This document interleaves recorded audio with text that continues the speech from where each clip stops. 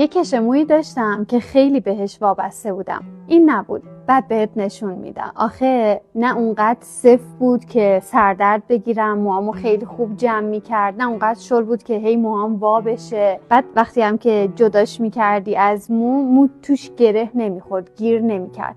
خانما میدونن چی میگم. یه روز طبق عادتم وقتی داشتم کتاب میخوندم موهامو باز کردم، کشو گذاشتم یه گوشه، بعد هر چی گشتم پیداش نکردم. گم شد که گم شد. جمعه ها روز تمیزکاری خونمونه. داشتم با سینا همسرم خونه رو تمیز میکردیم که یه دفعه سینا اومد گفت که الهه مژدگونی بده، کشمود پیدا شد. منم با کلی شوق و ذوق انگار که یه گنجی پیدا شده کشو گرفتم، موهامو محکم گوجه‌ای بالا بستم و شروع کردم با یه خوشحالی عمیق سینکو سابیدن. همینطور که داشتم سینکو تمیز میکردم به این فکر کردم که این یه کشمو خیلی ساده، معمولی و شایدم بیریخته. چرا اینقدر واسه من مهم بود؟ فهمیدم چون کارش رو خیلی خوب بلده، چون از موهام مراقبت کرد و هیچ وقت به موهام آسیب نزد. درست مثل آدمای امنم همینطورین. مهم نیست که چه شکلی هستن، چه وزنی، چه قدی، چه قیافه‌ای دارن،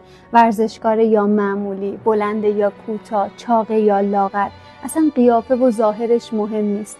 مهم اینه وقتی که نیستن 1000 نفر دیگه هم باشه نمیتونه جای اونها رو بگیره. آدم امن اونیه که ازت مراقبت میکنه، بهت امنیت میده، آسیب نمیزنه. قدر آدم امن زندگیت رو بدون. تو هم ازش مراقبت کن قبل از اینکه توی شلوغی های زندگی گم بشه.